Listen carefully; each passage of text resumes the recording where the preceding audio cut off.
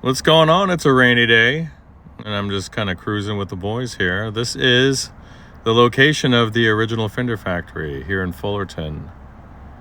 Now it looks like it's a auto body shop complex. So this is a bit of a clue into what I'm going to be doing in the coming months or so. But for now, this is it. A rainy day here in Southern California. Kind of interesting, huh? I know. Okay, guys. This is the rear of Leo Fender's old radio repair shop.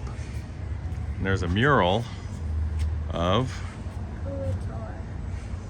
an old Fender Strat. Gotta have a maple neck. But this is the back of his